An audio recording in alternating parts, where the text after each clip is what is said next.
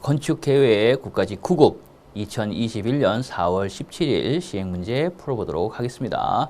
문제를 풀기 전에요. 제가 쭉 풀어보고 총평도 적었습니다.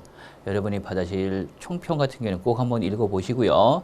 자, 그리고 총평한 후에 한 번 더 점검을 해보니 문제가 어려운 듯 쉽게 냈어요. 이건 무슨 얘기냐면은 수준은 평이합니다. 예년에 비해서 크게 어렵지를 않아요. 그런데 문제를 꼼꼼히 살펴보니까 어려운 것이 아니고 약간 응용을 했다라든가 좀 변칙적으로 문제를 낸 경우가 다수 있었어요. 적어도 4문제, 5문제 정도 이상이 있더라라는 거예요.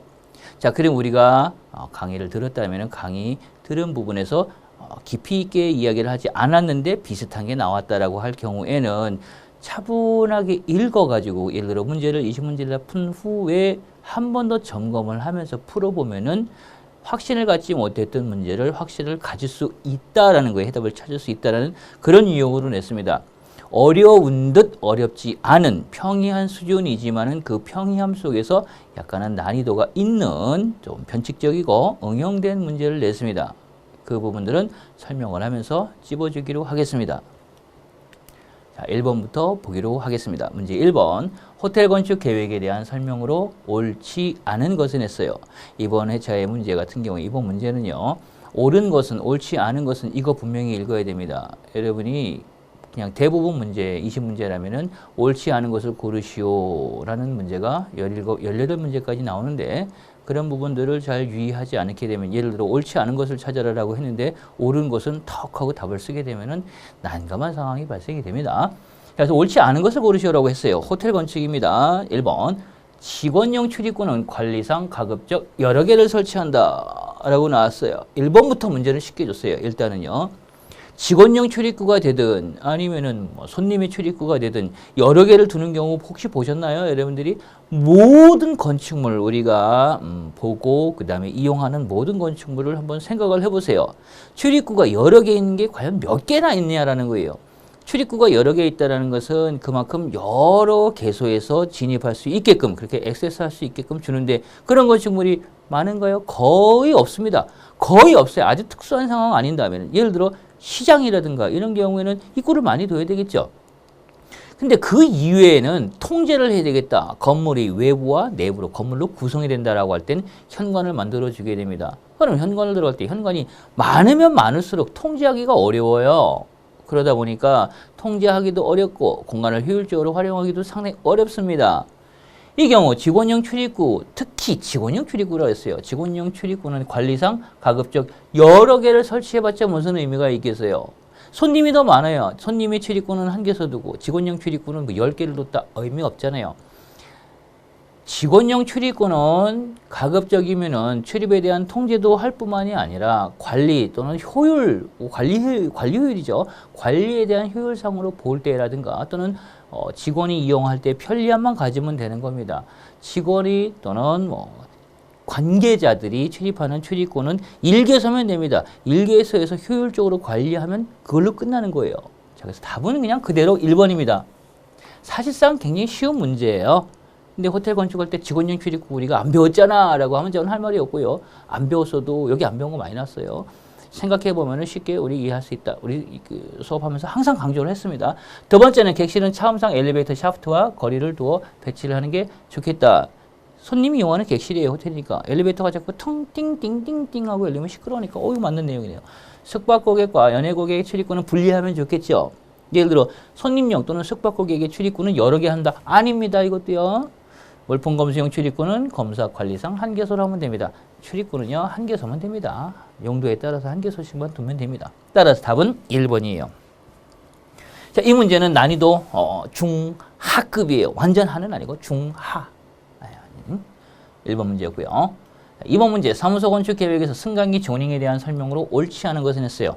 승강기하고 나오게 되면 그 승강기의 계획적인 부분이 나올 겁니다. 1개의 승강기에 그런 뱅크라고 하는데 그 뱅크에 6대 정도면 두면 됩니다. 8대 둘 수도 있는데 8대 둘 경우는 좀 많기 때문에 통상 6개를 많이 두고요. 규모가 큰 건축물은 1뱅크에 8대를 두기도 합니다. 그러면은 일렬로 하나, 둘, 셋, 넷 나란히 나가지고 4대 반대편에 대향형으로 한다면 4대에서 총 1뱅크가 8대까지 가능합니다. 그래서 통상 6개를 두는데 8대까지 가능하다. 직선형으로 일렬로 나란하게 붙여서 배치한다면 4대까지 가능하다라는 거. 그리고 9대, 10대가 넘어가면은 다른 쪽 뱅크로 옮겨가지고 계획을 하면 됩니다. 자, 그거 하나. 통상 그걸 공부합니다. 근데 이 문제는 그 문제가 아니에요. 1번 보면 옳지 않은 것을 고르라고 했어요. 1번 보면 더블데크 방식은 단층형 승강기를 이용하여 일단 보니까요. 더블데크라든가 스카이 로비 방식 이것은 전체적으로 볼 때에는 우리가 디테일하게 평면 계획을 하는 것으로 배운 사항은 좀 아닌 것 같아요. 더블데크 방식은 우리 수업할 때도 했습니다. 위, 아래 두 개의 층에 이 칼을 붙인 거예요. 붙여가지고 두 개가 한꺼번에 움직입니다. 자, 그러면은 이렇게 엘리베이터 있고 또 칼을 이렇게 붙였어요. 그럼 여기 카, 여기도 카요. 두 개를 붙여서 그럼 여기 층이 예를 들어 여기 2층이다. 그리고 여기 1층이다. 라고 할 때 여기 서서 타는 사람이 있겠죠. 그러면 띵 하고 섰을 땐 동시에 서기 때문에 위에 사람도 2층에 있는 사람도 타면 돼요. 두 개가 같이 움직이니까 매달려서 같이 움직이니까요. 이게 더블데크예요. 더블데크. 더블로. 그래서 두 개가 한꺼번에 움직이니까 아무래도 이용자가 많을 경우에 효율적으로 관리할 수가 있겠죠. 많은 사람이 한꺼번에 많이 타가지고 같이 옮겨주니까요. 단점도 있어요. 여기서 탄 사람은 매층 쓰지 않는 이상은 여기서 탄 사람은 예를 들어 1층, 2층이니까 짝수층 내려야 됩니다. 여기는 홀수층에서만 내릴 수도 있어요. 그런 단점도 가지고 있습니다. 단점도 충분히 있어요. 그러나 많은 사람들을 많이 한꺼번에 이렇게 운반하기에는 굉장히 좋은 방식이다라는 거예요. 자, 그래서 이거는 이렇게 이해하시면 되겠고, 이것은 엘리베이터의 운행 방식이에요. 어떻게 칼을 붙여가지고 운행할 것인가, 그것이고.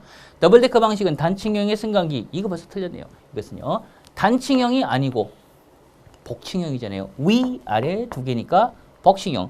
우리가 타는 일반적인 엘리베이터는 대부분 99.9%가 사실상은 단층형이에요. 그리고 어쩌다가 더블데크 방식도 쓰기도 합니다. 흔히 보긴 어렵습니다.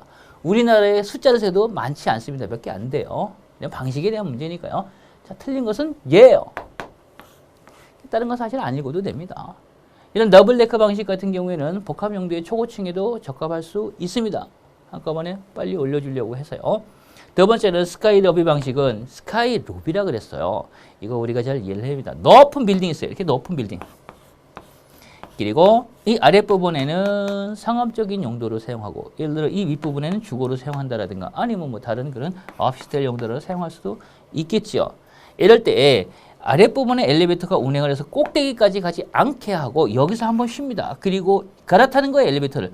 이렇게 이용을 하게 되면은 이 아랫부분에 이용하는 사람은 위로 갈 일이 없겠죠. 그럼 이 층, 갈아타는 층을 되게 로비라고 하는데 이 로비가 위에 떠 있으니까 스카이 로비라고 합니다. 그래서 스카이 로비는 갈아타는 형식으로 높은 빌딩을 형성해서 이렇게 우리가 계획을 볼 수도 있습니다. 우리나라에도 요거 볼 수가 있습니다. 몇 군데가.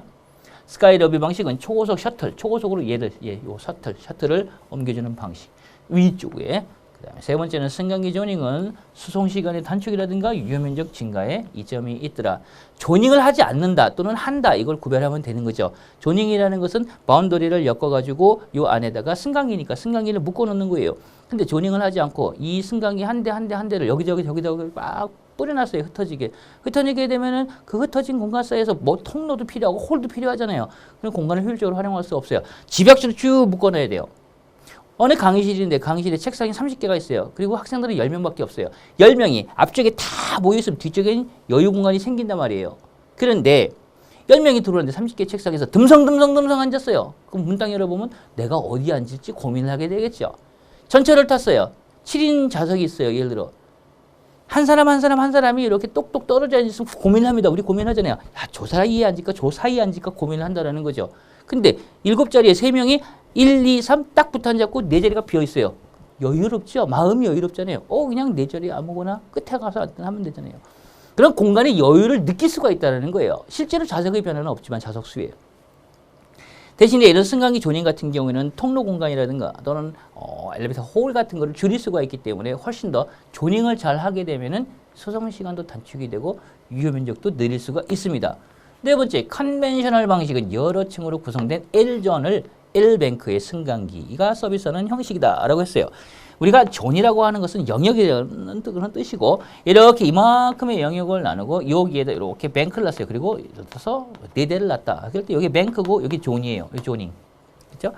이렇게 서비스 하는데, 그런데 문제는 컨벤셔널 방식이 뭐야 도대체 이러는 거예요.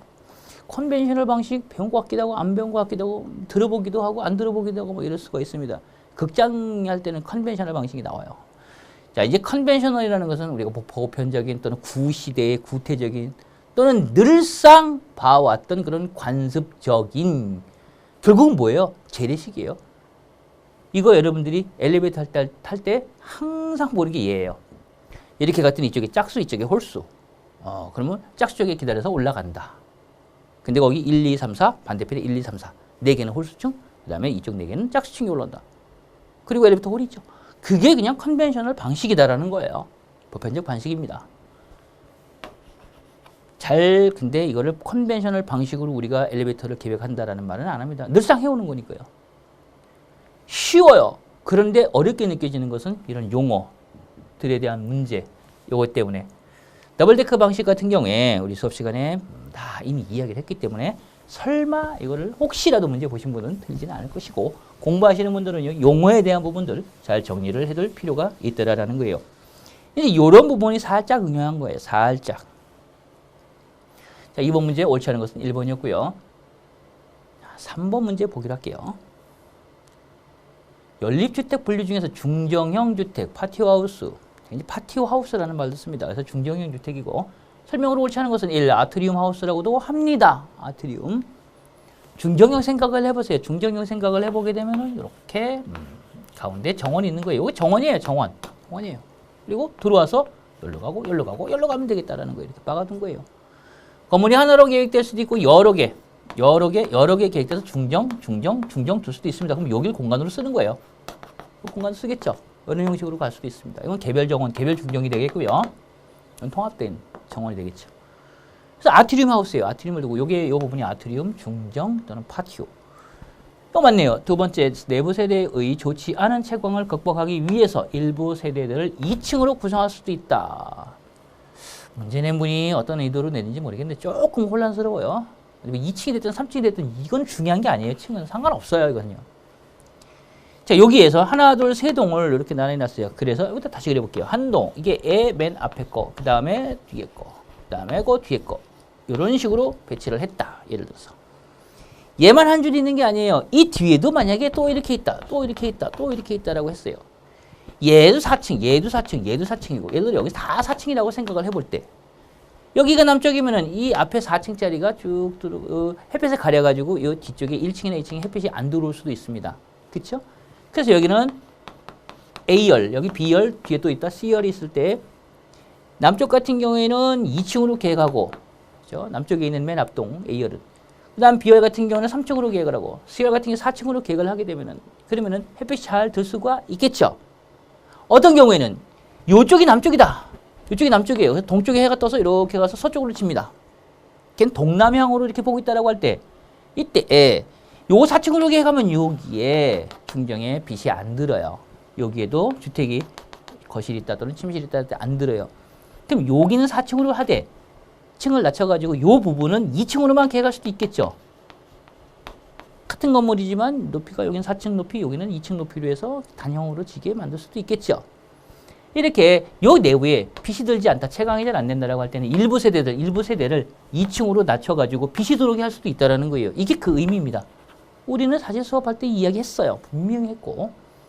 차분차분 읽어보면 이거 2층이냐 3층이냐 고민할 필요도 없는 거다라는 거예요. 낮출 수 있다라는 게, 낮춰서 채광이 잘 되게 또는 일조가 잘 되게 할 수 있다라는 게 가장 중요한 포인트입니다. 그래서 우리가 설계를 할 때도, 계획하고 설계를 할 때에도요, 이 부분에 굉장히 유의합니다. 단위져가지고 경사지라면 참 좋은데 평지라면은, 특히 평지라면은 층을 조금씩 낮춰가지고 또는 건물의 높이를 낮춰가지고 채광이 되게끔 하고, 더군다나 일조 문제라면 이런 것들로 해결할 수가 있다는 거예요. 세 번째는 격자형의 단조로운 형태를 피하기 위해서 돌출 또는 후퇴시킬 수도 있다라는 거예요. 너무 단조로우면은 앞으로 빼고 뒤로 빼고, 자 이렇게 똑같이 놓는 것보다 예를 들어서 이렇게 놓고 조금 앞으로 밀어가지고 뭐 이렇게 해서 놓고 반대로 돌출시키고 할 수도 있다라는 거예요. 특별한 의미는 없어요. 네 번째, 경사지에 자연 지형 훼손을 최소화하기 위해 많이 활용이 되고 한 세대의 지붕이 다른 세대의 테라스로 이용된다라는 거. 이 문제는요 하예요. 하. 난이도 수준 하. 왜요? 경사지에 자연 훼손하지 않고 또는 지형 훼손하지 않고 건물을 이렇게 졌어요. 이거 뭐예요? 단위 져서 스키블러 형식으로 해서 아래층에 지붕을 위층에 정원처럼 사용할 수 있는 테라스 하우스잖아요. 얘는 테라스 하우스의 설명이에요. 그러니까 길게 설명했지만은 사실상 답을 내기에는 이거는 20초밖에 안 걸린 해결하기는 간단한 난이도 하의 문제였네요. 중개형 주택에 대한 설명으로 옳지 않은 것은 4번. 4번은 테라스 하우스의 설명이다라는 거 이렇게 정리하시고 이제 4번 건축법상 주요 구조부에 속하는 것만 고르시오라고 했어요. 고르면 무엇이냐라고 했습니다. 주요 구조부는요 골격이에요. 골격 또는 뭐 골조라고 생각하면 됩니다.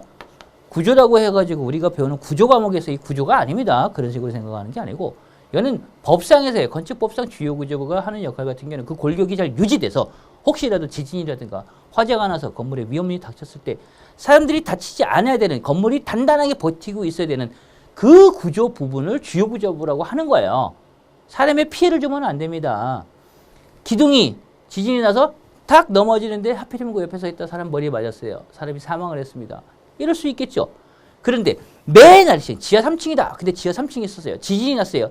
지하 3층에 있는 기둥, 지하 3층에 있는 슬래브, 지하 3층에 있는 보, 지하 3층에서 볼 수 있는 그런 것들이 사람에게 다치게 할 수는 있어도 지하 3층에 내가 서 있는 바닥이 맨 밑에다라고 할 땐 이 바닥은 들고 올라와서 나를 해하진 않아요. 지진이 나더라도요. 그렇죠. 뭐가 떨어져가지고 다칠 수 있어도요.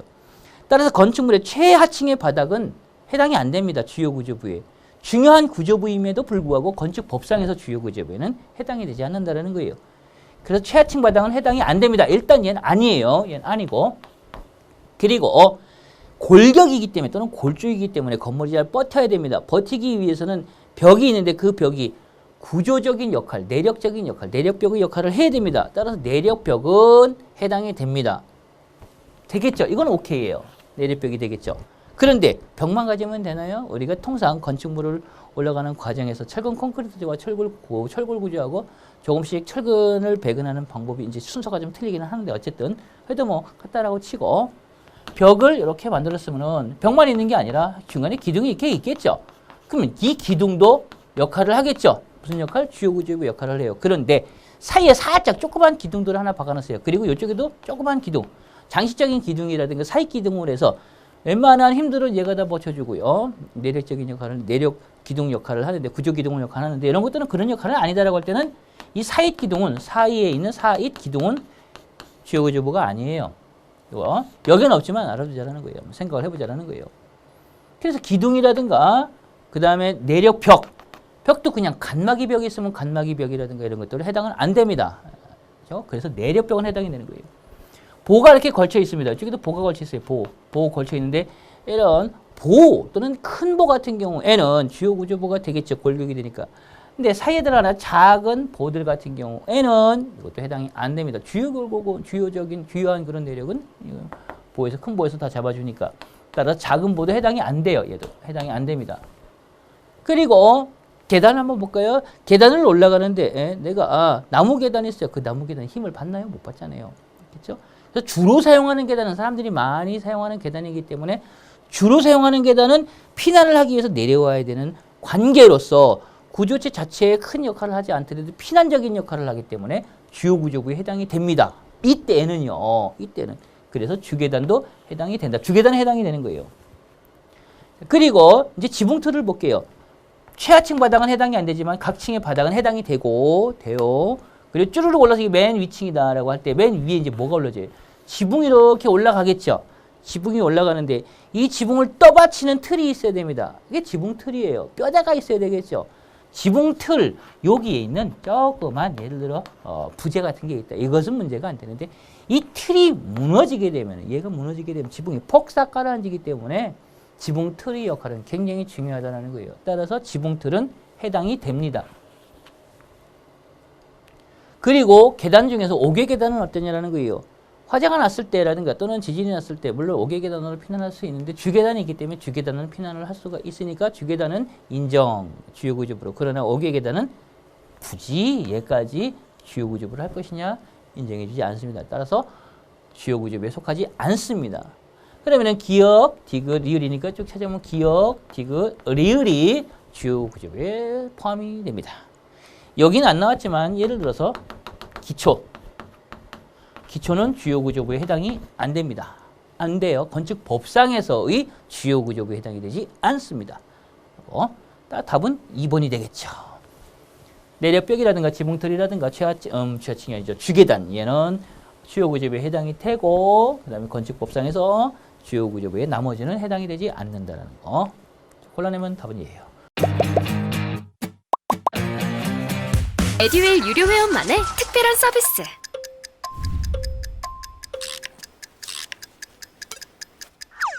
하치하차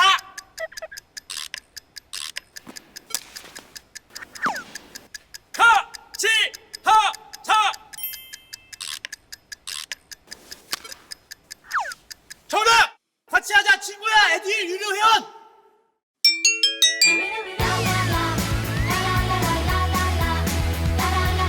친구 소개하고 현금 받는 혜택. 오직 에듀윌 유료 회원에게만. 자, 문제 5번 갈게요. 범죄 예방 건축 기준 고시 상에서 범죄 예방 건축 기준 용어인 범죄 예방에 대한 건축 기준이 있어요. 거기에 보면 용어에 대한 정의가 있어요. 그 정의에 있는 거 통상 1조 목적 2조 용어의 정의는요. 2조에 보면 그대로 냈어요. 요거 그대로 2조를 그대로 따가지고 딱 냈어요. 그래서 그거 틀린 걸 찾으라는 거예요. 그 설명이 아닌 것을 찾아라라는 것. 1번에 보면은 옳지 않은 것을 고르라고 했으니까 1번에 보면은 접근 통제란 출입문, 담장, 울타리, 조경, 안내판, 방범시설 등의 설치를 하여 외부인의 침출입, 진입하거나 출입하는 것을 통제하는 것을 말한다. 그런 것 같아요. 두 번째 볼게요. 모른다고 치고 저도 수험생이라고 치고 여러분의 입장에서 한번 볼게요. 두 번째, 영역성 확보란 공적 공간과 사적 공간의 적극적인 연계를 통해서 지역 공동체 또는 커뮤니티를 증진하는 것을 말한다. 영역성 확보. 비스무리한 것 같아요. 일단 넘어가 볼게요. 모른다고 치고 수험생이라고 치고. 세 번째, 활동의 활성화란 일정한 지역에 대한 자연적 감시를 강화하기 위하여 대상 공간 이용을 활성화시킬 수 있는 시설물 공간 계획을 하는 것을 말한다. 맞는 것 같기도 하고 아닌 것 같기도 하고 어쨌든 활동을 활성화시킨다니까 맞는 것 같기도 해요. 일단 넘어가 볼게요. 네 번째, 자연적 감시란 도로 등의 공공공간에 대하여 시각적인 접근과 노출이 최대화되지 않도록 건축물의 배치, 조경, 조명 등을 통해서 감시를 강화하는 역할을 한다. 자연적인 감시니까 자연적으로 감시할 수 있게끔 뭔가 가려지면 안 되고 좀 열려두고 그 다음에 건물에서 또는 내가 내부에 있을 때 잘 보이면 되겠죠. 그게 자연적인 감시가 되니까. 또는 누구든지 밖에서 왔다 갔다 하는 사람이 저 사람 우리 동네 사람 아닌데 라고 해서 볼 수 있어야 됩니다. 그게 자연적인 감시예요. 보니까 맞는 것 같기도 하네요. 자, 답을 이제 이렇게 쭉 한번 읽어봤어요. 찾을 때 다시 한번 거꾸로 올라가 볼게요. 문제를 해서. 이거는 문제. 답이 뭐다라고 딱 찍어주는 것보다는 한번 이해를 해보는 거예요. 문제를 푸는 방식. 범죄 예방 건축 기준 고시상에서 범죄 예방 건축 기준을 정해줬어요. 그리고 용어의 정의 이렇게 해놨고요. 그러면 이 고시상에서 이야기하는 것은 대부분 무엇을 얘기하겠어요? 범죄에 대한 예방을 하는 차원에서의 이야기를 풀어갈 거다라는 거예요. 범죄를 예방하려면 어떻게 돼요? 누군가 보는 사람이 있으면은 절대로 범죄 저지르지 않습니다. 그리고 범죄가 나올 것 같은 경우에는 통제를 하면 됩니다. 감시하거나 통제를 하면 되는 거예요. 따라서 감시하고 통제를 함으로써 범죄를 예방하자는 차원이 범죄 예방 건축 기준 고시의 의미예요. 그리고 이런 계획을 셉테드라고 해요. 셉테드. 범죄 예방 환경 설계라고 되게 얘기를 합니다. 그래서 자 다시 볼게요.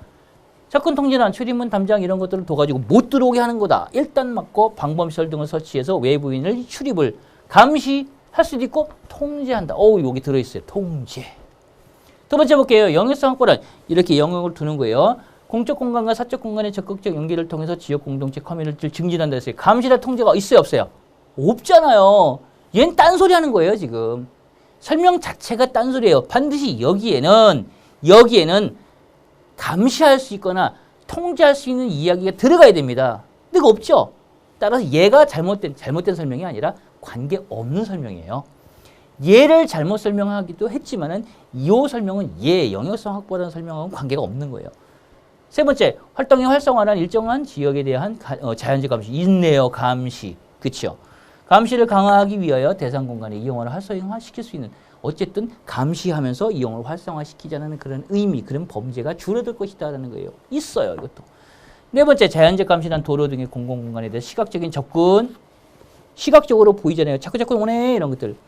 노출 최대화하도록 해서 많이 보이는 거예요. 저 사람이 누구지? 하고 볼 수 있게 감시하는 거잖아요. 그래서. 그렇게 해서 감시라고 또 있어요. 강화한다 했어요.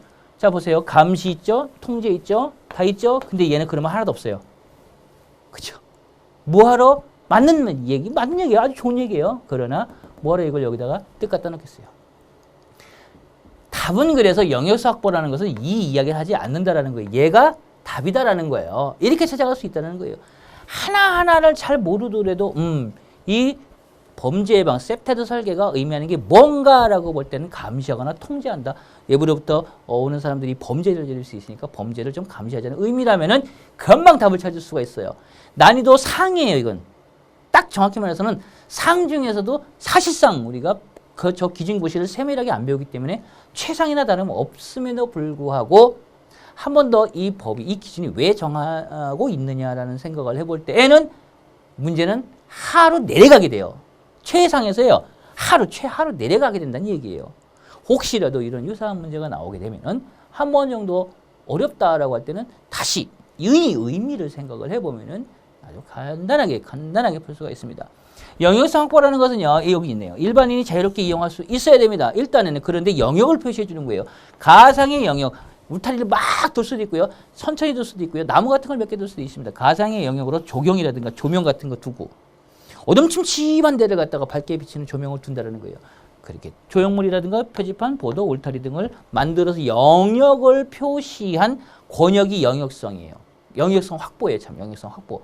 그냥 영역은 바운더리가 없으니까 그 영역성 확보를 위해서 영역을 만들어주기 위해서 이런 것들 장치를 이용을 해서 이렇게 영역성을 강화시켜놓은 것이 바로 영역성 확보다라는 거예요. 이렇게 정의가 되어 있습니다. 고시에. 답은 2번이에요. 자, 길게 설명한 이유 뭐냐면요. 앞으로 계속 셉테드에 대한 부분의 문제는 나올 겁니다. 수년 전부터 나왔고요. 앞으로도 계속 나오게 될 겁니다. 사고에 대한 부분, 안전사고에 대한 부분과 그 다음에 이런 범죄에 대한 부분이 계획상에서는 굉장히 설계 단계에서 중요시 여겨지고 있습니다. 굉장히 중요시 여겨지니까 잘 보세요.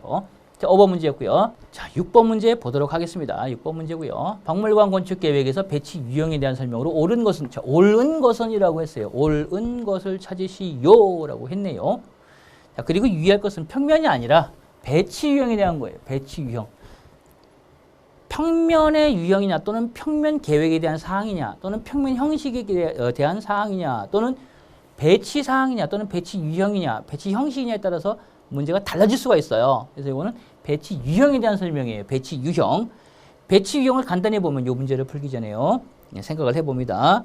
우리가 넓은 대지에 어떤 건축물을 배치를 할 때 여러 동으로 해서 나누어서 배치를 할 수도 있고 또 큼지막하게 한 동으로 그냥 배치를 한 다음에 이 내부에서 중심이라든가 또는 코어를 두고 나머지 공간을 활용할 수도 있겠죠. 이렇게 계획할 수도 있고 여기저기 분산해 놓은 것을 조금 더 긴밀하게 이렇게 연계시키기 위해서 중정이라든가 광장을 두고 또는 강력하긴 중정이에요. 사실은 중정을 두고 이렇게 건물을 배치한다 또는 이렇게 배치한다 이렇게 배치할 수도 있겠죠. 그리고 여기서 진입 이렇게 진입할 수도 있습니다. 얘는 건물이 나눠져 있기 때문에 각각의 동이 분리가 되어 있다라고 해서 분동이라고 할 수가 있어요. 첫 번째 분동. 그다음에 두 번째는 건물 하나예요. 하나니까 얘는 그냥 단일 동이에요. 단일동. 그래서 단일형 또는 단일 형식이라고도 해요. 두 번째 단일형. 세 번째는 자, 요 부분에 중정을 두고요. 이 중정에서 좀 더 통제를 하는 거죠. 중정을 중심으로 해서 좀 더 통제, 이렇게 좀 긴밀하게 갖다 놓는 경우도 있어요. 때에 따라서는 얘는 어느 정도 개방된 공간이 있어서 뭐 개방형이라고도 나오기도 해요. 근데 개방형하고 틀린 거예요. 개방시킬 수도 있어요. 시각적 개방. 좀 더 강력하게 하기 위해서 얘를 이렇게 개방형이 아니라 개방하는 게 아니라 닫아둬 버릴 수도 있어요. 이렇게 중정을 만들고 딱 닫을 수도 있겠죠. 요거 중정. 아예 닫아버린 거예요. 아예 닫아버린 거예요. 얘는 열어둔 거고 건물 열어동으로. 요것을 이렇게 묶어가지고 얘는 이 형태에서 가운데 뽕 뚫었다라고 생각하면 되겠죠. 요게 중정을 두었을 때는 세 번째 중정형, 분동형, 단일형, 그다음 중정형 이렇게 세 가지를 되게 박물관 건축계획에서 배치 유형으로 봅니다. 그리고 시중에 나와 있는 우리가 공부하는 수험 교재 있죠. 수험 교재에서는 이 이야기를 한 책이 단 한 권도 없습니다. 저도 이 내용을 안 써놨으니까요. 그런데 대학 교재에서 배우는 바이블이라고 하는 교재 정확히 딱 한 권에서는 이 이야기를 해놨어요. 그래서 출제위원이 보니까 거기서 내시지 않았나라는 생각을 해봅니다. 그래서 요 세 가지 단일 형식, 그 책에서는 1 단일형, 2 분동형, 3 중정형으로 표시되어 있는데 뭐 그 순서는 상관없으니까요. 자, 이거를 이제 우리가 이해를 하고 이제 이해를 했어요. 일단 이해를 해놓고 그 다음에 문제를 바라보면은 조금은 쉬워집니다. 조금은 쉬워집니다. 자, 볼게요. 첫 번째, 분동형은, 분동형, 나눠진 거예요. 건물이 나눴으니까 분동, 동을 나눴다는 거.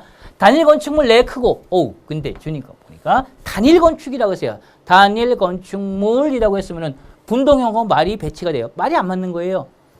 단일 건축물 내 크고 작은 전시실을 집약하는 형식으로서 집약형이라고도 이야기할 수 있는데 정확하게 말해서 집약형이라고 표시 안 하고 분동형이라고, 아니, 단일형이죠. 단일형이라고 표시해야 됩니다. 가동적 전시 연출이 유일하다. 그러면 얘예요. 자, 요 설명은 결국은 무슨 설명이냐면 단일 형식을 설명을 하고 있는 거예요. 분동 형식이 아니고. 따라서 얘는 잘못된 설명. 두 번째, 개방형은 분산된 여러 개의 전시실이 광장을 중심으로 해서 건물 군으로 이루어져 있다. 분산된 여러 개라고 했어요. 자, 볼게요.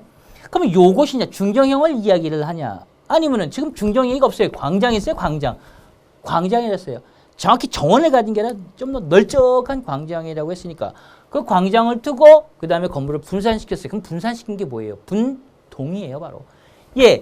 근데 이렇게 나란히 둔 게 아니라 건물을 배치를 할 때에 요것을 좀 더 응용을 하게 되면은 이 건물들을 이렇게 배치, 이렇게 좀 더 떨어뜨려서 이렇게 배치, 이렇게 배치했어요. 그리고 여기 광장, 일루도 진입하고 광장으로 생겨서 이 광장에서 다 또 건물로 진입하게 해놨어요.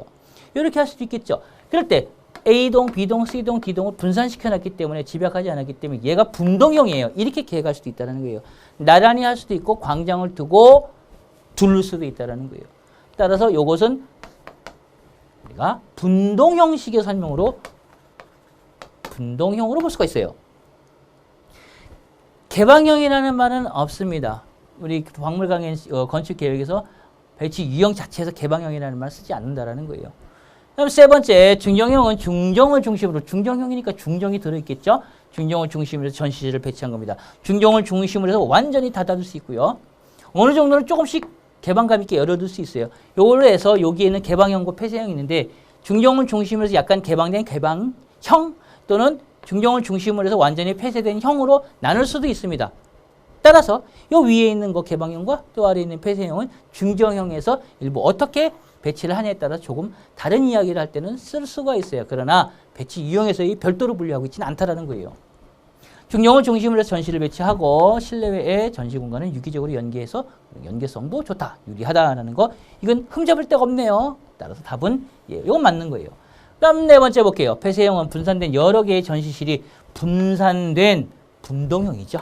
분산된 여러 개의 전시실이 작은 광장의 주변에 모여서 배치되어 있는 그런 형식이고 자연채광을 도입하는 데 유리하다. 그럼 결국 폐쇄형 얘기가 아니고 폐쇄형 이건 말 자체도 틀려요. 이거는 폐쇄형이 뭐 이렇게 분산 배치된 게 아니잖아요. 이것도 분동형의 설명이나 마찬가지예요.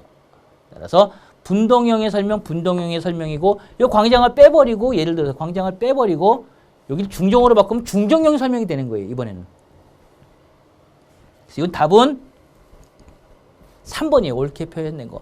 자, 그래서 받아볼 때 분동형이냐, 개방형이냐, 중정형이냐, 폐쇄형이냐 안 배웠어요. 그리고 읽어보니까 헷갈려요. 그래서 이게 난이도 상이에요, 상. 상인데, 근데 다시 한번 들여다보면은 이제 상을 하루 뚝 떨어뜨리는 거예요. 이런 문제가 몇 문제 나왔어요, 이번에. 분동형은 단일 건축물, 얘가 벌써 이미 터졌다. 나눠진 거니까 단일 건축물은 아니겠죠? 그 다음에 폐쇄형 같은 분산된 여러 개를 분산시켜놓으면 어떻게 폐쇄시킵니까? 이건 말도 안 되는 거겠죠? 그 다음에 개방형 같은 분산된 여러 개의 전시를 광장을 중심으로 맞는 것 같기도 한데 보니까 이 아래에 있는 이 두 개를 비교해 볼 땐 중정형은 중정을 중심으로 해서 애매하지 않고 얘처럼 애매하지 않고 얘는 정확하게 중정을 중심에 배치했다 해서 이거는 흠잡을 데 없다는 거예요. 그래서 얘가 틀렸다 맞았다 이런 개념보다는 얘는 틀렸지만은 틀렸다 맞았다는 개념보다는 약간 애매모호할 때는 좀 더 정확한 답으로 가는 게 좋다라는 거예요. 형식이라는 게 이거는 건축계획은 법으로 정하는 게 아니에요. 여러분들이 시험 보면 다 100점 맞을 것 같죠? 건축계획 쉬워가지고요. 그렇죠? 공부를 많이 하면 구조가 100점 맞을 수 있어요. 건축계획은요. 이제까지 100점 맞은 사람 많이 못 봤습니다. 안 본 건 아니에요. 20문제 다 맞춘 분 거의 없어요. 구조는 있어도 거의 없어요. 건축계획은. 다른 전공, 그러니까 다른 그 교양 과목에 비해서 이 점수가 배점이 훨씬 이거 뭐 0.5점 해준다 이것도 아니고 똑같은 1점이라면 좀 더 충실하게 공부해야 된다는 거예요. 잘 보셔야 될 부분입니다. 답은 그래서 3번이에요. 상의 문제가 순간 읽어가면서 분동형 틀리다, 이거 아니다, 이거 아니다 찾아가면 하의 문제로 떨어지게 됩니다. 다른 거 몰라도 얘는 흠잡을 게 없기 때문에 더군다나 모르면은 정확하게 표시되어 있다, 정확하게 설명이 되어 있다는 문제를 찍어가면 되는 거예요. 자, 이거. 6번 문제 난이도 상짜리입니다. 그리고 우리가 좀 더 공부한 분들 한 번 더 읽어보면서 찾아간다면은 하 문제를 뚝 떨어뜨릴 수 있는 그런 유형의 문제예요. 앞 문제하고 거의 비슷해요. 자, 7번 문제 볼게요. 습격작용에 대한 설명으로 옳지 않은 것은 했어요. 습격작용, 워터 해머링 현상이죠. 탕탕 물이 가면서 치는 현상이에요. 그래서 수도꼭지를 확 급격히 연다라든가 플라시 밸브 같은 거 밸브를 팡 친다라든가 이럴 수가 있습니다. 굴곡인 배관에서 굴곡으로 가면서 물이 급격하게 빠른 속도로 갈 때 칠 수도 있어요. 또는 꺾어진 관도 마찬가지가 되겠고요. 유속이 빠를수록 잘 생깁니다. 천천히 가면은요 병목 현상이 없기 때문에 습격 현상이 안 생기는데 아주 빠른 속도로 갈 때는 탕탕탕 치는 소리가 더 많이 들릴 수도 있다는 거예요. 이제 그런 것이 우리 습격작용이고요. 옳지 않은 것은 했어요. 1. 습격작용은 밸브, 수전 등의 관 내의 흐름을 순간적으로 막을 때, 탁 멈출 때 탕 친다라는 거예요. 맨 끝에 수전에 와서 부딪힌다는 거예요. 그럼 수전 자체가 바로 습격작용이 원인이 되는 거예요. 그 원인이 되는 거예요. 순간적으로 막힌 상황에서는 흐름이 막히게 되면 습격작용이 발생하고요. 맞고요. 두 번째는 습격작용이 발생하게 되면은 배관이라든가 기구류의 진동도 발생이 되고 소음, 탕탕 치는 소음도 발생돼서 텅 하고요. 우리 남자들은 화장실 가게 되면 소변 보고 그다음 버튼을 누르는데 이걸 천천히 누르지 않고 세게 팡 한번 치고 순간 탕 누르면 텅텅 그래요. 그런 것들이 하나의 습격작용 현상이라고 생각해 주면 됩니다. 세 번째, 습격 방지 기구, 방지를 하기 위한 기구를 만약에 습격작용이 발생하는 발생원이 있다면 그 발생원이 되는 밸브와 가급적 먼 곳에 부착한다라고 했어요. 사고가 있으면 사고 가까이, 소음이 있으면 소음 가까이 둬서 제거해야 되겠죠. 소음이 됐든 아니면 뭐가 됐든지 간에 문제가 생길 수 있는 개소에다 두는 거예요. 쓸데없이 먼 곳에 뭐하러 두겠어요. 따라서 습격 방지 기구는 이 문제가 헷갈리면 이렇게 읽어보면 돼요. 습격 방지 기구는 발생원이 되는 밸브와 가급적이면은 가까운 곳에 부착을 한다고 읽어보세요. 먼 곳에 부착할까 가까운 곳에 부착할까 과연 어느 게 유리한가 생각을 해보면은 그렇죠. 가깝게 배치하는 게 가깝게 부착하는 것이 방지하는 데 효과가 더 좋겠죠. 약을 바르는데 아픈 데다 발라야 되는데 주변에다만 바르면 아픈 데가 안 낫잖아요. 요것은 아주 쉬운 문제예요. 답은 3번이에요. 가급적이면 먼 곳이 아니라 가까운 곳에 배치하면 됩니다. 네 번째, 습격 방지를 위해서, 습격작용의 방지를 위해서 관내 유속은 가급적이면은 느리게, 빠르게 하면 빠르게 할수록 습격작용이 많이 생기니까 느리게 한다. 이건 맞는 내용이네요. 맞고. 틀린 것은 3번. 쉬운 문제예요.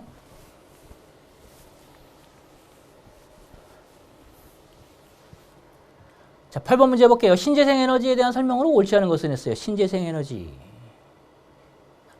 이제 점점 법률에도 친환경의 부분에서, 친환경은 옛말이에요, 이제는요. 안 쓴다는 게 아니라요. 친환경이 이제 여러 개로 분리가 됩니다. 건축에서는 녹색 건축으로 분리가 되고요.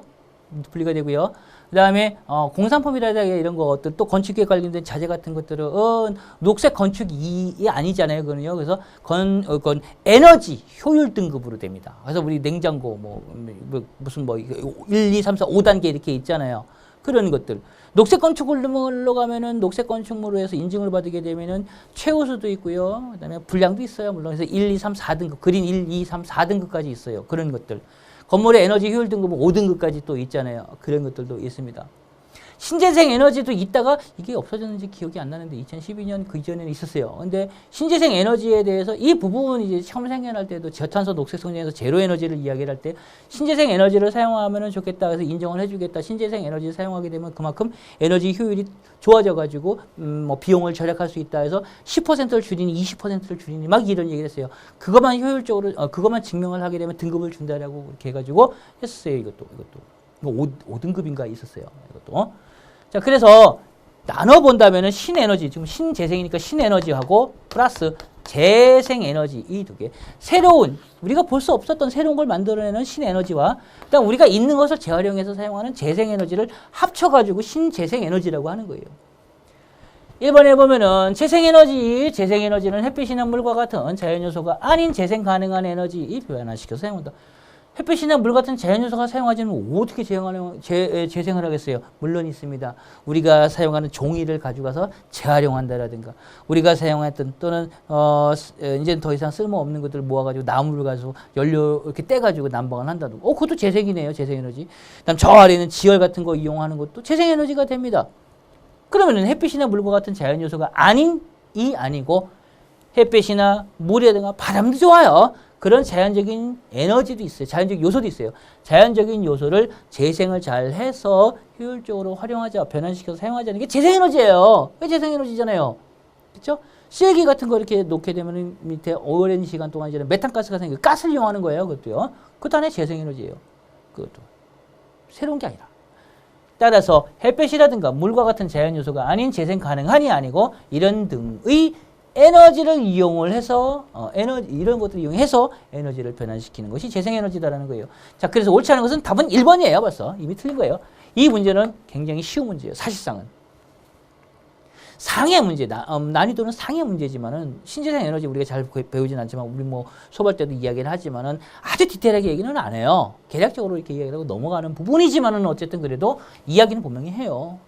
두 번째 보면은 수소 에너지와 연료 전지는 신에너지에 속한다. 아까 여기 있잖아요. 재생 에너지는 우리가 볼 수 있는 그런 자연적인 요소도 있고 인공적인 요소도 있고 그런 거를 재활용하는 것이고 신에너지라는 것은요. 신에너지라는 건 여태까지 없었던 거예요. 없었던 거를 새로 만들어내는 거예요. 화학작용을 이용한다라든가 무슨 연료 전지를 만든다라든가 자동차도 전기 자동차인데 전기는 그대로 있는데 뭐고 화력발전이나 수력발전이 있는데 어떻게 보면 태양열을 이용하는 태양열은 여기입니다. 또 오해하면 안 됩니다. 그런 것들을 이용을 해가지고 새로운 어떤 축전지 같은 걸 만들어 쓴다라든가 축전지를 만들어가지고 쓸 때는 그 축전지가 자가발전하게 만든다라든가 기술은 이제 신에너지가 되는 거예요. 그리고 수소 자동차 나오잖아요. 이 수소 에너지 우리 볼 수 없었던 거잖아요. 그런 수소를 쓰는 거였어. 자연에 있는 것도 아니고 만드는 거예요. 수소 에너지를 쓴다라든가 연료 전지는 신에너지 에너지에 속합니다. 세 번째 N은 연료 전지는 수소, 메탄, 메탄올 등의 연료를 산화시켜서 생기는 화학 에너지. 자, 화학적 반응을 해서 화학 에너지를 만들고 그 화학 에너지를 전기 에너지로 바꾸어서 자동차에 쓰던 아니면 뭐 기계 같은 거 운영하게끔 쓰던 하자라는 거예요. 네 번째 신에너지 및 재생에너지 개발, 이용, 보급, 촉진법에서는 신재생 에너지의 이용, 의무화 등을 규정하고 있더라는 거예요. 이제 이런 것들이 신재생 에너지에 대한 그런 관리법이라는 거 법이 있었는데 이런 촉진법으로 개발 이용 많이 해라라고 해서 촉진법으로 이제 바꿔놨고 이제 규정하고 있다라는 거예요. 답은 그래서 옳지 않은 것은 1번이에요. 자연적인 요소로 이렇게 써서 재생해서 이용하게끔 하는 그런 에너지입니다. 어려운 듯 쉬운 거. 자, 벌써 세 문제 정도가 이미 아주 이거 상해 문제예요. 상이지만은 읽고 차분차분 보다 보면은 하해 문제처럼, 즉 난이도가 굉장히 낮춰서 내가 주도적으로 풀 수 있는 거예요. 이것은요. 자, 9번 문제 볼게요. 그림의 밸브에 대한 설명으로 옳은 것은, 이번에는 옳은 것을 찾으라고 했어요. 여기 보니까 글러브 밸브네요. 물이 이렇게 흘러갑니다. 그리고 이렇게 들려지게 되겠죠. 이렇게 들려지게 됩니다. 이렇게 살짝 본체되어 있는 거 들려지면서 이렇게 공간이 생겨요. 이 공간으로 해가지고 물이 이렇게 흐르겠죠. 그래서 이건 직선형이네요. 그대로 그냥 직선으로 쭉 가네요. 만약에 여기로 와가지고 여기서 관이 이렇게 꺾어져 있다 할 때는 90도 각도로 꺾어지는 거는 앵글 형식이 밸브가 되는 겁니다. 자, 이 글러브예요. 글러브와 밸브는 우리 스톱 밸브라고 합니다. 그래서 스톱 밸브가 있는데 그 스톱 밸브에는 글러브 밸브 통상 얘기를 하죠. 그 다음에 앵글 밸브 각도가 꺾어서. 글러브는 일방향 쭉 하는 거고 그냥 각도가 꺾여서 갈 때는 이렇게 하고 이렇게 오는 앵글 밸브 형식입니다. 이렇게 얘기합니다. 이 두 개를 통합해 가지고 올해는 이제 스탑 밸브라고 합니다. 때에 따라서는 앵글 밸브를 뺀 상태에서 글러브 밸브는 통상 스탑 밸브, 그죠. 글러브 밸브는 통상 스탑 밸브라고도 한다. 이렇게 쓰기도 합니다. 자, 슬루스 밸브는 다르네요. 슬루스 밸브 같은 경우에는 여기 있네요. 그러니까 쐐기형 밸브, 이 밸브가 내려와요. 쓱 내려서 관을 막는 거죠. 관을 막는 거예요. 이것이 그냥 유량도 조절하고 하는 거니까. 또 그냥 그 슬루스 밸브예요. 슬루스 밸브라고 하면 유체의 흐름에 따라서 마찰이 적어서 물과 증기의 배관의 주로 생긴다. 근데 얘 자체가 슬루스 밸브는 아니라는 거예요. 모양 상태가 글로브가 있기 때문에 글로브 밸브라는 거예요. 그래서 얘는 설명 자체는 맞는데 이 그림상으로 이 밸브는 아니다라는 거. 두 번째 스톱 밸브라고도 하며 유로 물이 흘러가는 그런 길, 유로 폐쇄나 유량 조절에 적합하다. 이건 맞는 내용이에요. 그리고 이 그림이 스탑 밸브에서의 그림이기 때문에 사실은 답은 2번이에요. 자, 그리고 볼게요. 체크 밸브는 체크 밸브라고 하고 스윙형과 리프트형이 있고 체크 밸브 아니죠. 이건 체크 밸브는 아니에요. 체크 밸브는 한쪽으로 가거나 역지 밸브 그죠? 이렇게 하기 때문에 이 그림상으로 볼 때는 그냥 글러브 밸브예요. 스윙형이라든가 리프트형이 있고 이 그림상으로 설명은 맞는데 체크 밸브는 아니다. 연설명이 맞는데 슬루스 밸브는 아니다라는 거예요. 얘는 아니고 답은 얘다. 근데 얘 볼게요. 글로브 밸브라고도 하면 글로브 밸브는 아니에요. 글로브 밸브 맞아요. 그리고 뒤를 볼게요. 쐐기형으로 밸브가 오르내림으로써 유체의 흐름을 반대 방향으로 흐르지 못하게 한다라고 했어요. 반대 방향으로 흐르지 못하게 하는 경우에는 한쪽 방향으로 흐르게 하기 때문에 그 한쪽 방향으로만 흐르게 하는 것이 우리가 체크 밸브라고 해요. 체크 밸브의 역할이에요. 그래서 이 설명 자체는 체크 밸브의 설명이다라는 거예요. 따라서 글러브 밸브는 맞지만은 설명은 잘못됐다는 거예요. 이건 그래서 아니다라는 거예요. 답은 2번이에요. 답은 2번. 이 문제는 상당히 애매한 문제예요. 애매한 문제. 잘 한번 보시고. 10번 문제. 다음 중 근대 건축의 대표적인 건축가와 작품이 잘못 짝지어진 것은 했어요. 이제 서양 건축사 하나 나왔네요. 1. 미스 반데로의 판스워스 주택. 이거는 뭐 우리 공부할 때도 배웠고 유명한 거니까요. 두 번째, 르꼬르비지의 롱샹 성당. 너무너무 유명한 거. 그렇죠? 르꼬르비지. 알바알토 소크 생물학 연구소. 아니죠. 소크 생물학 연구소는 루이스 칸이에요. 루이스 칸의 설계입니다. 그 유명한 루이스 칸의 작품 또 하나가 두 개는 꼭 외워야 돼요. 루이스 칸 작품은. 소크 생물학 연구소하고 킴벨 미술관.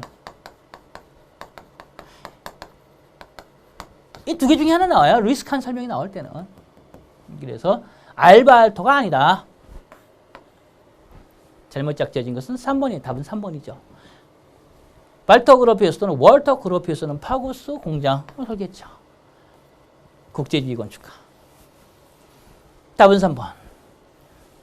서양 건축사 문제가 나왔는데 너무 싱겁게 쉽습니다. 너무너무 쉬운 문제예요. 쉬운 문제. 답은 3번입니다. 자, 11번 문제로 갈게요. 다음에 설명하고 있는 해당 설비는 무엇입니까? 라고 했어요.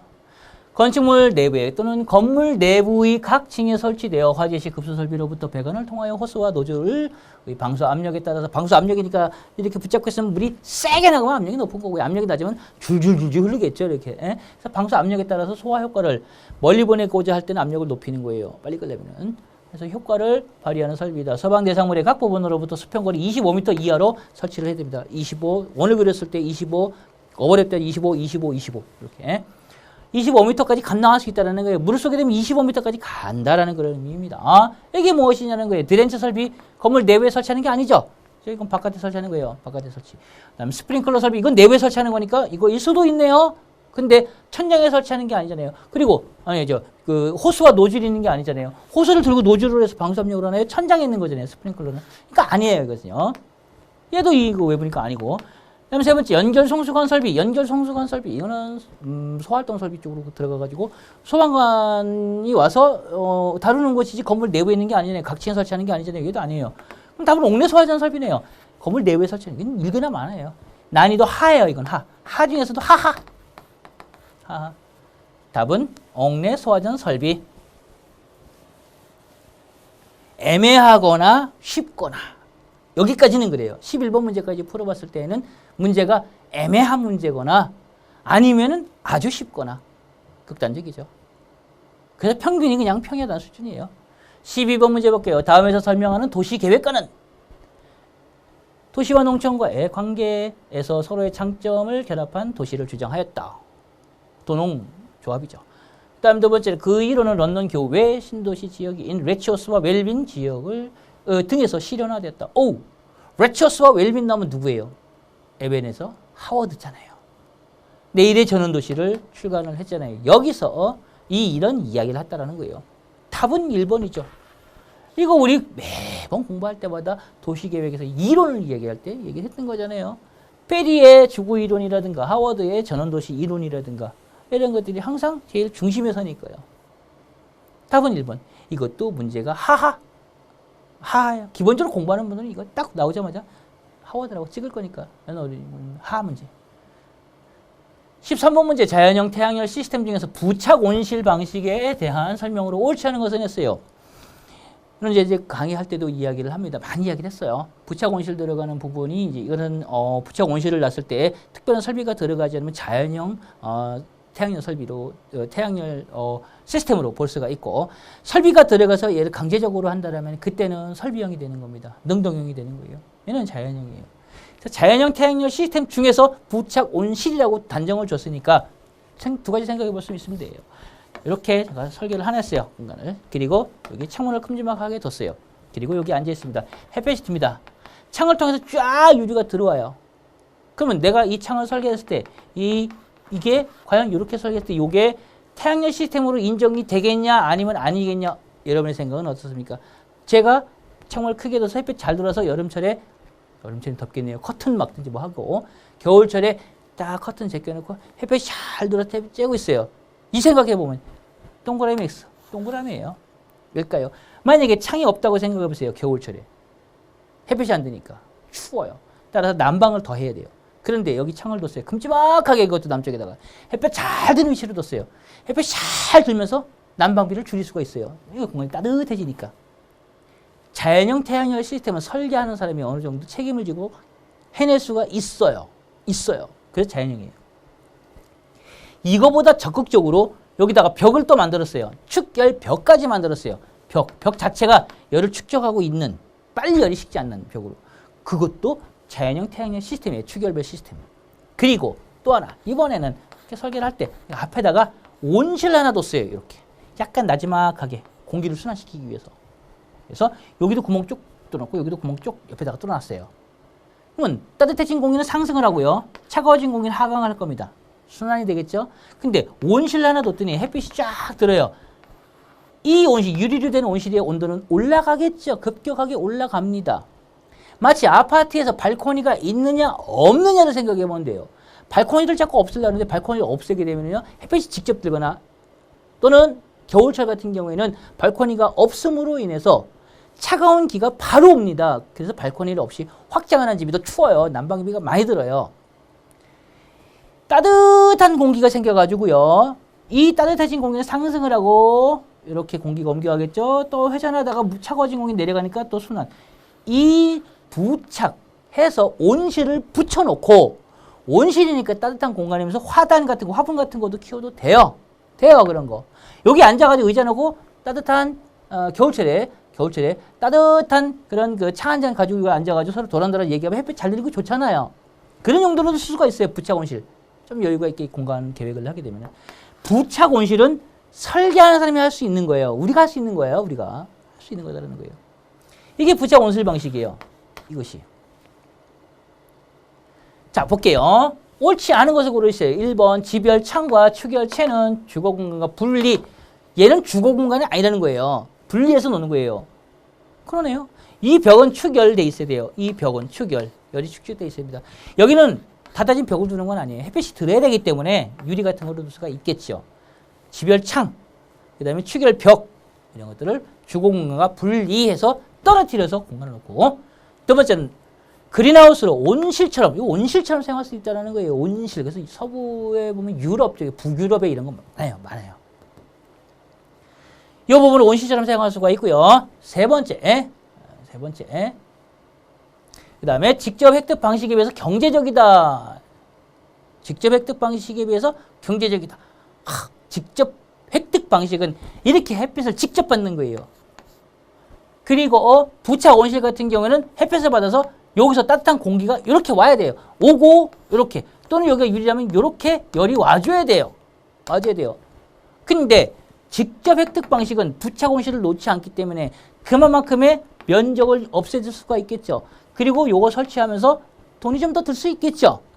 그래서 직접 획득 방식에 비해서 부착되는 이 부분에 비용이 더 발생이 됩니다. 그 부분으로만 볼 때는 경제적이 아니고 비경제적일 수가 있다는 거예요. 비경제적. 그것만 이해하시면 되겠다는 거예요. 네 번째, 주거 공간과 분리된 보조 생활 공간으로 사용할 수가 있죠. 아파트 발코니 같은 거 생각해 보시면 돼요. 그래서 요 답은 요거 3번이 되겠네요. 설명에서 요거 아니고 직접 획득 방식에 비해서 온실을 설치하면서 경제적이 아니 비경제적이다. 물론 이건 있어요. 이제 좀 더 깊이 있게 디테일하게 가면요. 부착 온실이 직접 획득 방식보다 운영상에서 볼 때는 초기 비용은 더 들어요. 초기 비용이 더 들기 때문에 비경제적이라는 설명이고, 그래서 이게 틀렸다라는 생각이고, 장기적으로 볼 때라든가 이럴 때는 부착 온실을 둠으로써 얘보다 조금 더 효율적으로 내부 공간의 온도를 제어해 줄 수가 있어요. 그런 측면에서는 나을 수도 있어요. 돈만 가지고 얘기한 거니까 어쨌든 초기 비용이 더 들기 때문에 비경제적이다라는 말로 쓸 수가 있습니다. 그래서 답은 3번으로 이해하시면 되겠네요. 에듀윌 도서 중에 6개년 기출 문제집이 가장 많이 도움이 되었습니다.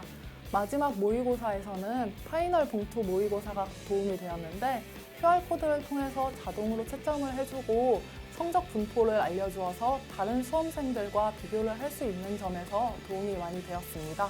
에듀윌 책으로 공부하셔서 좋은 결과 있으셨으면 좋겠습니다. 파이팅! 에듀윌은 합격이다.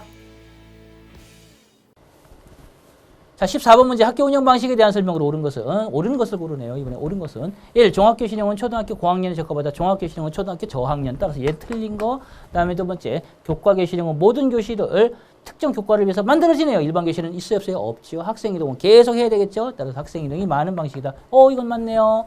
다음 세 번째, 플래툰 형태는 학년과 학급을 없애고 학생들의 각자 능력에 따라 교과를 선택을 하고 그 수업을 다 듣게 되면 일정 교과를 수료한 거죠. 그럼 졸업을 한다라는 거. 이건 플래툰 형태가 아니고 뭐예요? 플래툰 형태가 또는 형식이 아니라 날턴 형식. 각 학급을 2분 단위로 나누어서 한쪽이 일반 교실 사용할 때 한쪽이 특별 교실을 사용하는 이 형식은 뭐죠? 플래툰 형태. 이건 설명이 뒤집어졌어요. 따라서 이거 아니고 이거 아니고 이거 아니고 답은 2번. 이 문제는 문제 난이도 하예요. 하. 왜? 공부할 때 학교 운영 방식은 학교 건축 공부할 때 제일 첫 번째 나오는 부분이기 때문에 상시 공부를 많이 하는 거니까 이건 문제가 낮은 것이고요. 난이도가.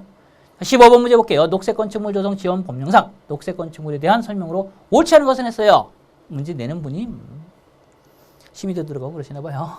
자, 녹색 건축물 조성 지원법상의 녹색 건축물에 대한 설명이라고 했는데 녹색 건축물 조성 지원 법이 있어요.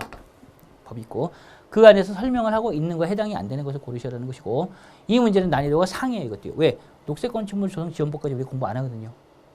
문제를 차근차근 읽어봐서 풀 수 있는 문제가 아닙니다. 솔직히 얘기해서. 그 실무를 안 하는 분은 이거 풀 수가 없어요. 아예 이걸 들여다보지 않았다면 풀 수가 없다는 겁니다. 그러니까 이 문제는 난이도 상에 속한다는 거예요.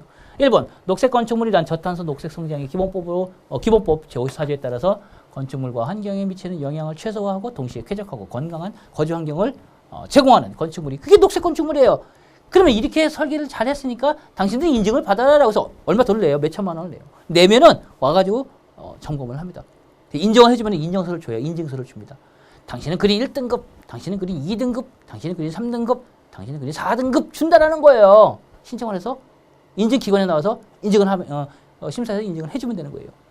자, 맞고 특별한 거 없죠? 그 다음 두 번째, 국토교통부 장관은 지속 가능한 개발의 실현, 그 다음에 자원절약 경이고 자연 친화적인 건축물을 유도해야 되겠죠. 그래서 건축물 유도하기 위해서 녹색 건축 인증제를 시행한다. 그러니까 뭐 지원법이 나왔겠죠. 하여튼 제도 많습니다. 우리 공부할 거. 이 두 개는 그냥 어떻게 읽어보면은 틀린 게 없으니까 이건 뭐 맞는 것 같아요. 세 번째 보면 녹색 건축 인증 등급은 에너지 소요량에 따라서 10등급으로 한다. 10등급인지 뭔지 잘 모르겠다. 일단 넘어가 볼게요. 여기까지는 틀린 것 같지 않아요. 여러분의 입장에서 풀어보는 거예요. 네 번째, 녹색 건축의 인증 유효기간은 녹색 건축 인증서를 발급한 날부터 5년이다. 이것도 2년인지 5년인지 10년인지 모르겠어요. 결국은 이 두 개의 문제네요. 이게 뭘까요? 이게 찾아보는 거예요. 자, 그런데요. 이제 조금 이번엔 문제 출제자라고 생각했을 때 제가 문제 출제자라는 생각을 갖고 한번 이야기를 해볼게요. 제가 만약에 문제 출제자라면요. 이걸 냈다면, 이 문제를 냈다면 이제 어떤 의도론가 생각을 해보는 거예요. 1번, 2번은 그대로 문제를 낼 때 틀린 것으로 내기가 애매해요. 그리고 이걸 틀리게 낼 경우에는 문제 공부하는 사람들조차도 녹색 건축물이라는 그런 어떤 지원법 같은 게 공부 안 하는데라는 그런 문제 때문에 이건 틀리게 내기도 안 해요. 정의 자체, 목적이라든가는 틀리게 잘 안 내요. 의미에서는. 제가 문제 낼 때 그래요. 근데 이제 요거예요. 세 번째나 네 번째 문제라는 거예요. 얘를 맞게 하려면은 맞게 내고 얘를 틀리게 될 때는 이제 숫자를 바꾸겠죠. 근데 보세요. 인증할 때 인증 등급은 에너지 소요량에 따라 10등급으로 한다 그러는데요. 여러분이 일상생활 할 때 에너지 효율 등급이든 아니면 무슨 등급에서 10등급 보셨나요? 혹시 보셨어요? 만약에 이걸 5등급이다. 예를 들어서요. 4등급이다. 3등급이다. 뭐 이렇게 놓게 되면은 이건 정말 애매할 수가 있어요. 그런데 우리 주변에서요.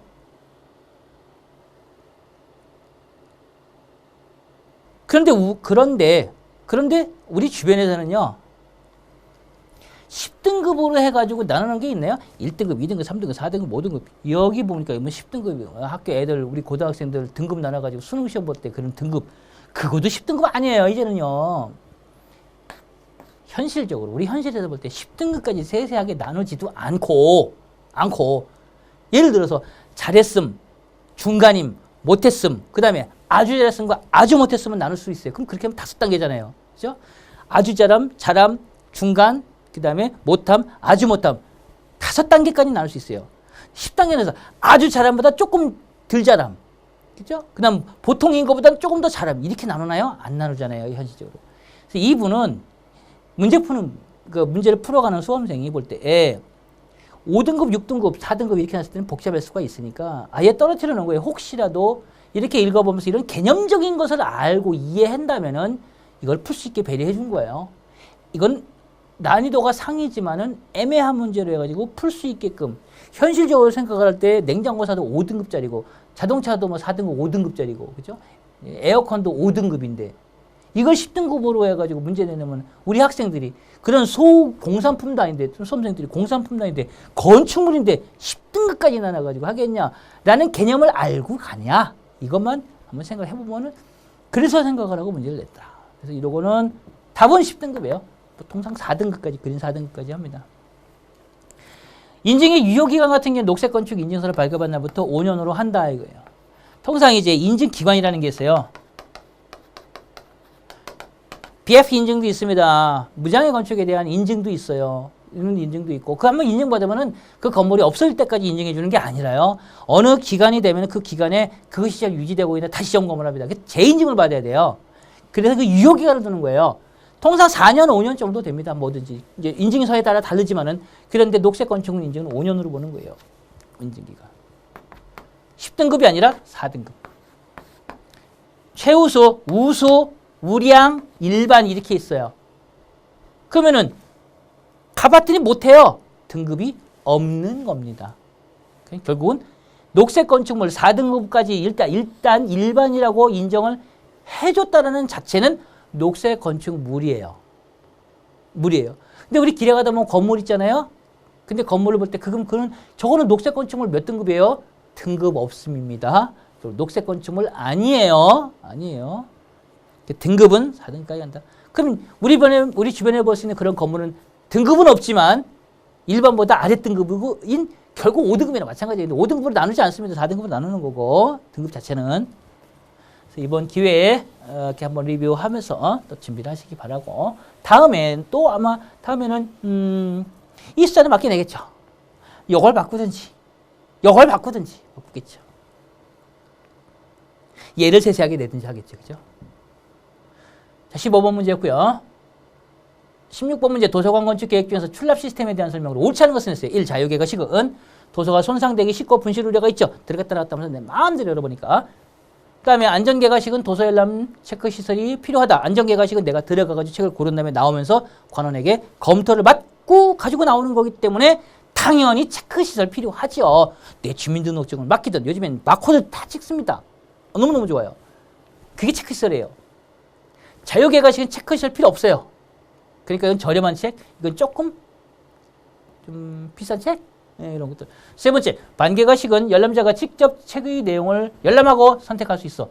책을 직접 들어가서 열람 못해요. 반만 열려지는 거예요. 어떻게 해요? 책의 표지만 보는 거예요. 어디서 볼 수 있어요? 전체 갈아탈 때 보면은 신문 같은 거 여러분이 신문 내용 봅니까? 껍데기 보고 헤드라인 보고 여기 한번 읽어볼까 사잖아요. 그리고 유리가 이렇게 있는데 책을 바깥에 이렇게 보게 해놔요. 좋은 생각 꼭 있습니다. 이런 것들. 못 보잖아요. 신간서적, 서점에 갔는데 신간서적 있어요. 새로 나온 거. 유리장 안에 넣었죠. 못 보잖아요. 바로 그것들이 반계가식이에요. 따라서 직접 책의 내용을 열람할 수는 없습니다. 책의 표지를 보고 선택을 하는 거예요. 그래서 출납시설이 불필요하가 아니라 출납시설은 필요합니다. 그래서 그거 보고 저 빌려주세요라고 해서 체크시설을 체크하고 그 다음에 빌립니다. 반계가식. 잘못된 설명. 답은 이거예요. 어쨌든. 네 번째, 폐가식은 대출받은 절차가 복잡하고 직원의 업무량이 가장 많은 형식이 폐가식이죠. 자, 이 문제 난이도가 얼마일까요? 여러분이 판단하는 난이도? 하예요, 하. 이것도. 자, 16번까지 쭉 문제를 보는데 이거 다 보니까요. 난이도가 상 아니면 하, 아니면은 상 같은 경우는 애매한 상. 이런 것들이에요. 중급이 없어요. 제가 볼 때는 거의 이 문제는. 극단적인 문제예요. 그래서 오히려 지금 이 회차의 문제는요.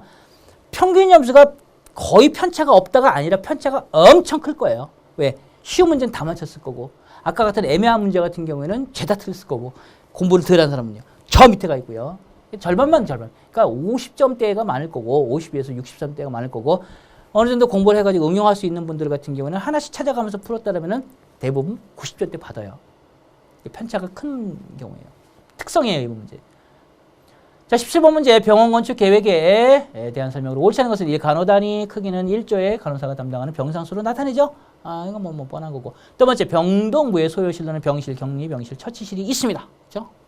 되고. 세 번째, 의료법 시행규칙상 음압, 격리, 병실, 음압, 격리, 병실이에요. 그러니까 병균이 퍼져나가지 못하게 제어를 해야 됩니다. 바깥으로 나가려면 공기가 바깥으로 슉 빠져나간다고 생각하면 여기 병균들이 밖으로 나갈 수 있어요. 못 들어오게 하는 겁니다. 이런 것들. 그런 것들. 보건복지부 장관이 정하는 기준에 따라서 전실 및 음압시설을 갖춘 1인 병실을 말한다. 이게 음압 격리 병실 또는 음압 병실이라고 합니다. 역으로 공기가 나가지도 못하게 하는데 거꾸로 들어오지도 못하게 해요. 그래서 이 공간에서의 압력을 낮춰가지고 마이너스 압으로 낮추어가지고 이 병균을 복균하고 있는 사람이 바깥으로 못 나가게 하는 그런 개념이 더 강해요. 음압 병실은요. 그래서 병을 가지고 있는 사람이 이 병균이 바깥으로 나가지 못하게끔 바깥에 압력이 세면은 글로 못 밀고 나가니까 관리를 하는 거예요. 나을 때까지. 만드는 거고.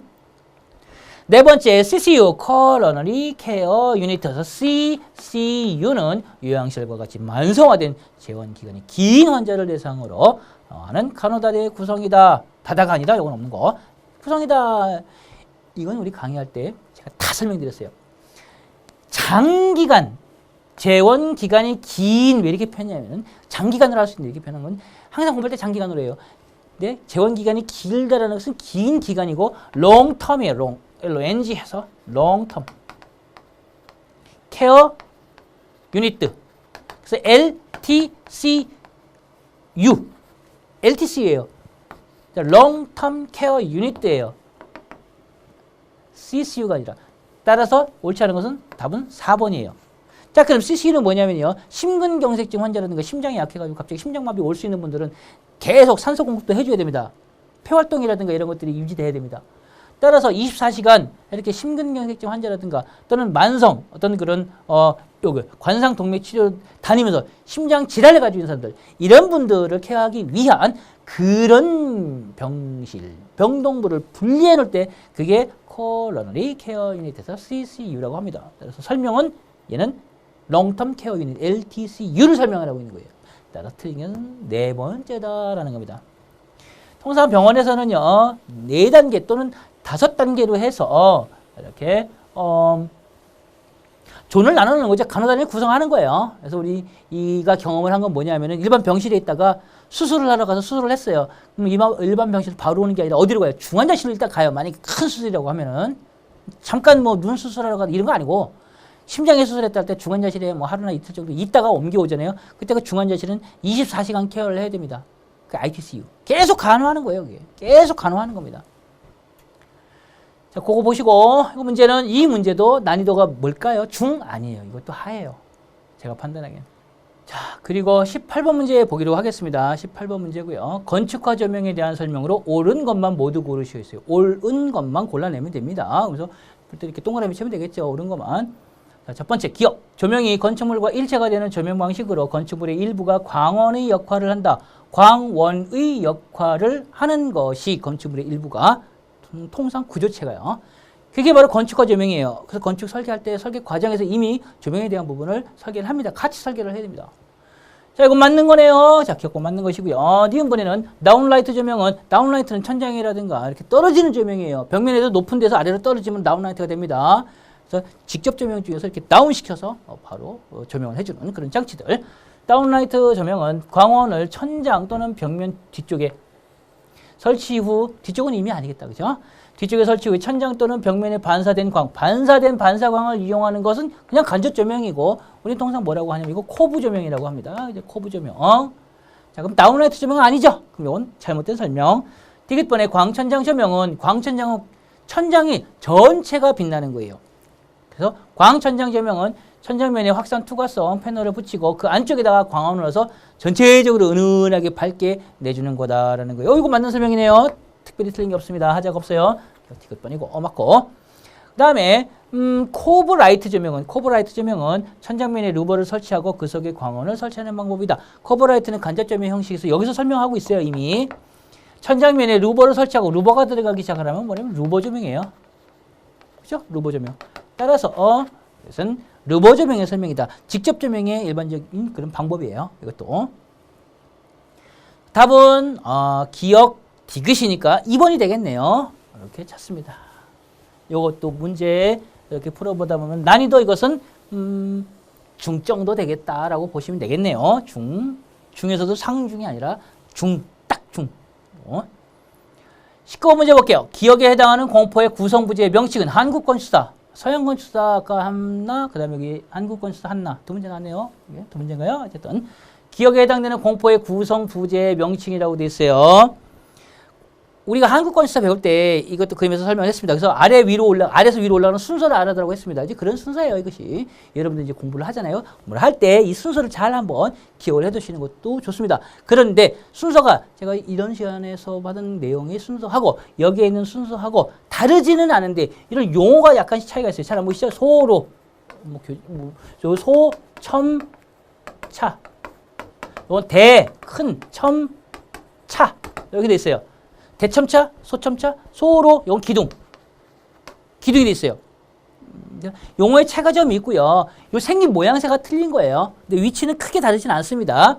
기둥이 있고 기둥 위로 올라갑니다. 기둥 옆으로 해가지고 쭉 창방과 평방이 놓일 수 있겠죠. 다포라면 이제 평방 놓이니까요. 일단 창방이 놓이고 이 위에 공포가 올라갑니다. 주두죠.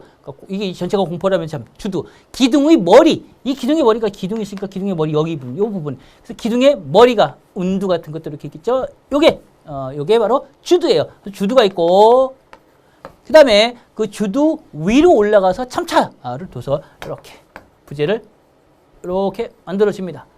그리고 이 위에 가로질러 가지고 또 붙일 수가 있습니다. 근데 문제는 판을 가지고 와서 판을 그대로 붙인다라고 생각하면 높이를 띄울 수가 없잖아요. 내가 이 판을 가지고 왔어요. 이게 하나. 똑같은 판에 가서 이 위에 놓는 거 하고 여기 공간을 띄우고 살짝 높여가지고 하려고 합니다. 그럴 때는 이렇게 판을 가지고 와서 작은 부재를 하나 놓고 그 다음 놓는 것과 어때요? 모양새적으로 볼 때는 차라리 두 개를 붙이는 게 아니라 그냥 하나 하는 게 낫잖아요. 그죠? 높이 띄워가지고 장치적인 그런 품위를 주고자 할 때는 이런 부재를 넣게 되면 띄워진다라는 거예요. 그러면 요게 무엇이냐? 요게 길쭉하게 가게, 이게 길쭉하게, 이렇게 길쭉하게 가게 하는 것이 첨차. 이렇게 부재를 탁탁 얹을 수 있게 만들어 놓은 것이 소로. 여기 지금 다 표시해줬어요. 소로. 여기 소로예요, 소로. 다시 첨차. 작으면은 소, 크면은 대.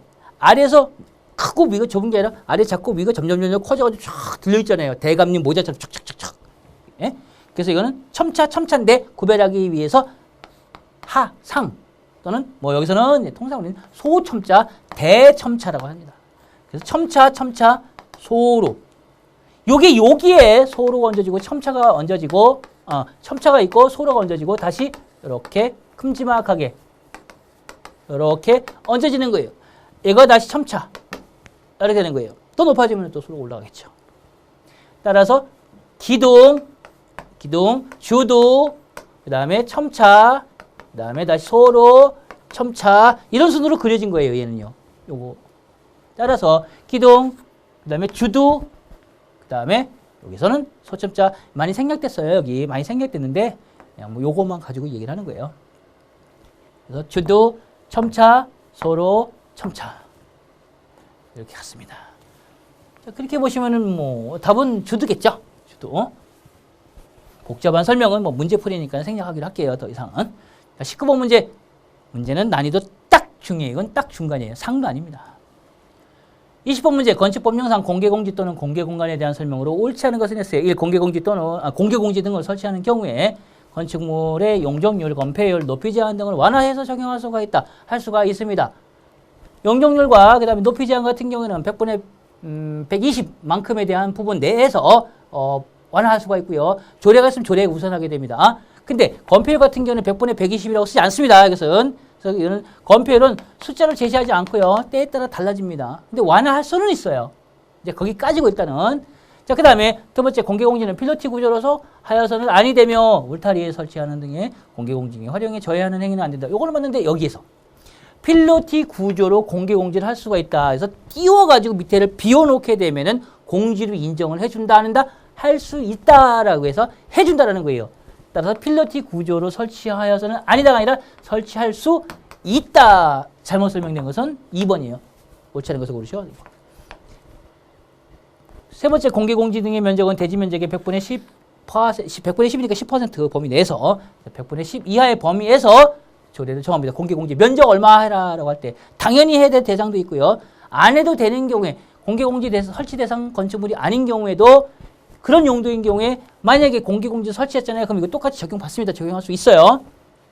그리고 다시 이 경우에 건축법의 제42조에 따른 적용 면적을 공개공지로 할 수 있다 없다 이것도 있어요. 적용을 두면 공개공지를 인정을 해준다는 거예요. 네 번째 공개공지 등에는 일정 기간 동안의 건축조례를 정하는 바에 따라 주민들을 위한 문화행사, 거기서 문화행사, 공개공지가 적용 부분이라면은 못할 수도 있어요. 근데 오픈된 광장이다 할 때는 거기서 행사해주게 합니다. 똥땅 거리고 판촉활동도 할 수 있게 해줍니다. 오케이. 할 수 있어요. 할 수 있어요. 못하는 게 아니라 할 수 있다는 거예요. 저 볼게요. 있다라고 했는데 법에서는 있다라는 표현이 상당히 많습니다. 해당이 안 되면은 안 되는 거고. 답은 그래서 2번이에요. 이 문제는 난이도 상이에요. 상인데 공개공지 우리는 수업 시간에도 하고 오는데 상인데 이것도 자세히 읽다 보면은 필로티 구조로 설치해서는 아니 된다. 그럼 필로티 구조로 띄워가지고 밑에가 비어 있는 땅은 그러면 공개공지를 인정을 안 해주냐 사람들이 걸어갈 수 있는 데라고 생각하면 이 문제는 하루 쑥 내려올 수가 있어요. 따라서 공부의 범위라든가 공부의 그런 심도 있다. 심화학습이라는 게요. 안 공부했던 거를 갖다가 공부하는 게 심화학습도 되는데 사실은 심화학습은 응용에 대한 부분 지금 이거 풀면서 여러 가지 이야기할 때 응용에 대한 부분과 난이도의 상 문제를 어떻게 하루 끌고 내려가지고 내가 쉽게 풀 수 있냐 이것이 심화학습이에요.